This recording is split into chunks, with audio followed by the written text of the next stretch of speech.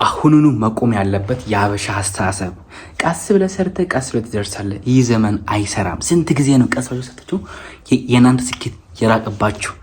ስለዚህ ዛሬ በአቋራጭ ሰርታችሁ በአቋራጭ ስኬታማ የምትሆኑበት ትንሽ ጥረት የእናንተ የሚፈልግና ትልቅ ውጤት የሚያመጣ አንድ ትልቅ የሆነ 10 ዋና ነገሮችን ልናገር መጥቻለሁ። ይህን ቪዲዮ ፕሊዝ እስከሚያልቅ አዳምጡ። ዲፕሊ የእናንተ ህይወት ለመቀየር ከፈለጋችሁ፣ ምክንያቱም እኔ ሰርቶልኝ ተጠቅሜ ዛሬ እዚህ ውስጥ ሆኜ ነው ማውራችሁ፣ ቪላ ውስጥ ሆኜ ነው ማውራችሁ። እግዚአብሔርን ነው የምላችሁ። ተመልከቱ፣ የምኖርበትን ቦታ በአቋራጭ ተጠቅምኩ ነው።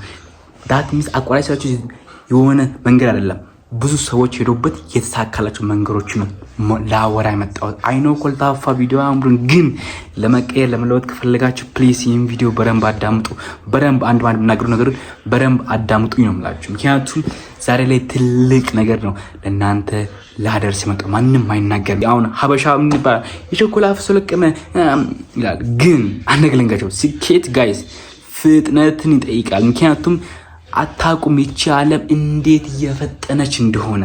ስለዚህ ከዚህ ዓለም ጋር እንዴት መቀጠል እንዳለብን ነው ለእናንተ ለማሳየት የመጣው። ስለዚህ ይህም ቪዲዮ እስከሚያልቅ በጥሞና አዳምጡኝ። ለብዙ ሰው ደግሞ እንዲዳረስ ፈልጋለሁ። ፕሊዝ ላይክ አድርጉ፣ ሰብስክራይብ። እኔ ለፍቼ ጥሬ ነው ይህን ቪዲዮ ጊዜን አቃጥዬን መሰራውና ላይክ፣ ሰብስክራይብ፣ ሼር እጠብቃለሁ። ሁላችሁም ታድጉኝ እማጸናቸዋለሁ። ቴንክ ዩ ሶ ማች። ወደ ኮንተንት እንግባ። የመጀመሪያው እንግዲህ በአቋራጭ ለማድረግ መጀመሪያው ማድረግ ያለባችሁ ምንድን ነው? የዚህ ዘመንን ሲስተም መረዳት።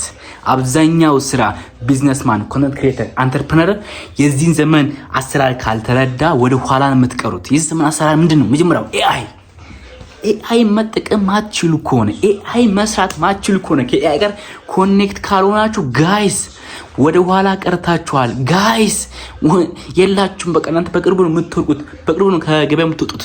ኤአይ መጠቀም አለባችሁ ለእናንተ ቢዝነስ፣ ለእናንተ ስራ፣ ለሁሉ ነገር። አስታውሱ፣ ኤአይ ማለት ዓለም አቀፍ እውቀት ያለው በስልካችሁ ውስጥ ያለ ትልቅ አርቲፊሻል ኢንቴሊጀንስ ነው። ስለዚህ ኤአይን መጠቀም አለባችሁ። ቻትጂፒቲ፣ ጀሚናይ ብዙ አሉ፣ ብዙ ማለት ነው። በሌላ ቪዲዮ መጣላችኋል። ግን ኤአይን መጠቀም ለምትፈልጉት ፐርፐስ ማለት ነው። ምክንያቱም ኤአይ ይጠቅማችኋል። በአሁን ሰዓት ሰውን አታማክሩ፣ ኤአይን አማክሩ።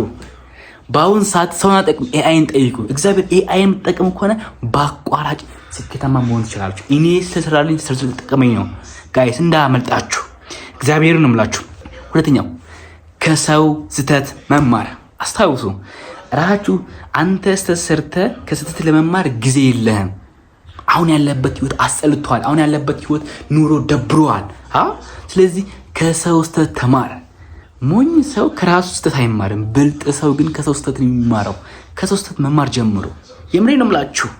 የሰውን ቪዲዮ ተመልከቱ፣ ሲከታተሉ ቪዲዮ ተመልከቱ፣ ሂዱና እዩና የቱ ጋር ስህተት ሰርቶ የቱ ጋር ነው ወደቀው ምን ነገር ተማሩ። ከሰው ስህተት መማር በፍጥነት እንድታርጉ ያደርጋል። እኔ የጠቀመኝ እሱ ነው። የምሬ ነው። ዛሬ ጋር እዚህ ጋር እንዲቆም ያደርገኝ ከሰው ስህተት መማሪ ነው። ስለዚህ ከሰው ስህተት ልትማሩ ይገባል። ብልጥ ልትሆኑ ይገባል። አዋቂ ልትሆኑ ማችሉ ልትሆኑ ይገባል። የምሬ ነው የምላችሁ። ሶስተኛው ነገር አንድ ነገር ላይ ፎከስ ማድረግ፣ አንድ ነገር ላይ ብቻ ከዲስትራክሽን ዓለም ማውጣት።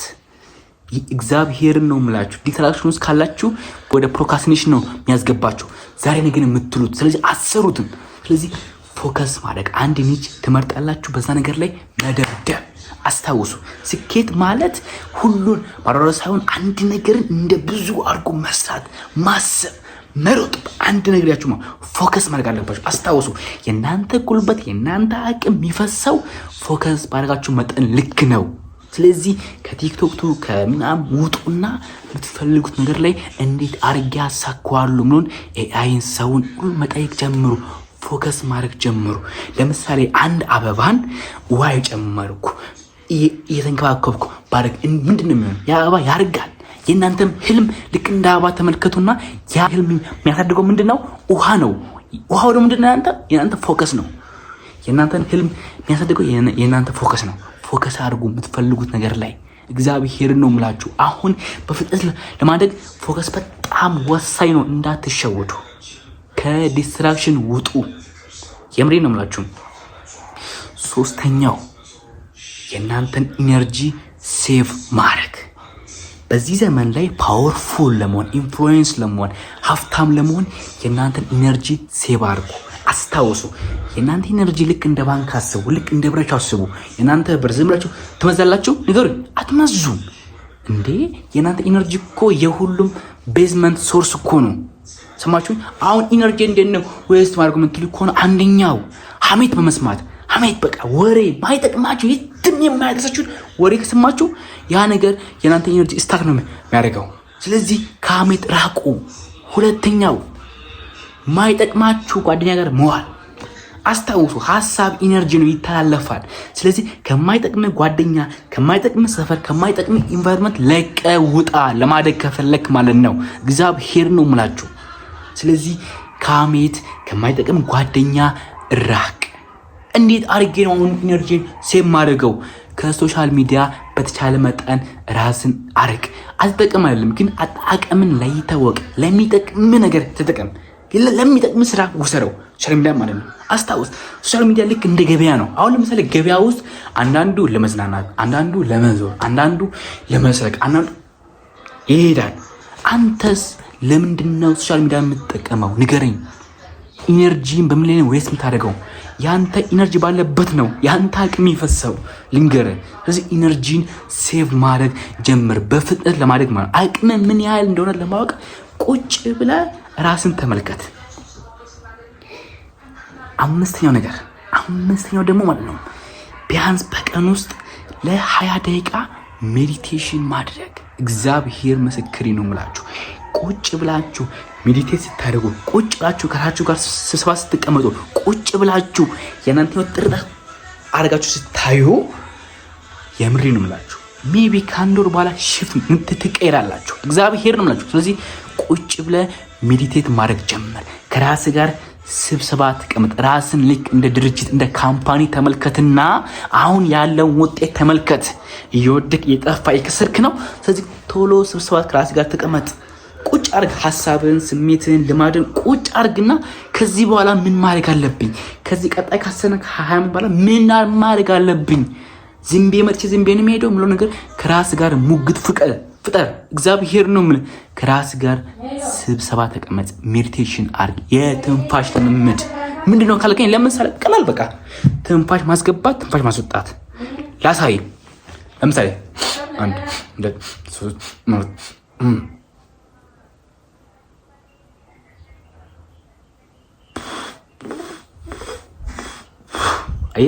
ይሄን ለ10 ደቂቃ ማድረግ ጥቅሙ ምንድነው ካልከኝ፣ አንደኛ አእምሮን ካልመነካል፣ ሁለተኛ ያንተ አእምሮ ጸጥ ብሎ የሆነ ህልም የሆነ ነገር ክሬት እንዲያደርግ ያደርጋል። አእምሮ ክሬቲቪቲ እንዲሆን ነው የሚያግዝ።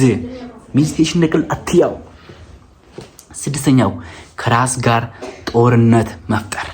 እስካሁን እዚህ ጋር ደረሰ። ከዚህ በፊት ስታነብ የነበረው መጽሐፍ፣ ስታይ የነበረ ሙቪ፣ ስታይ የነበረ ቀልዶች፣ ስትላቸው የነበረ ጓደኞች ናቸው እስካሁን እዚህ ጋር ያደረሰ ማለት ነው። አሁን ያለው ውጤቱ ማትወደው ከሆነ እስካሁን ያመጣህን ነገር መቀየር አለብህ። ዳት ሚንስ ከራስ ጋር ጦርነት መጀመር አለብህ። በቃ ሁለት ወዶ አይሆንማ። መቀየር መለወጥ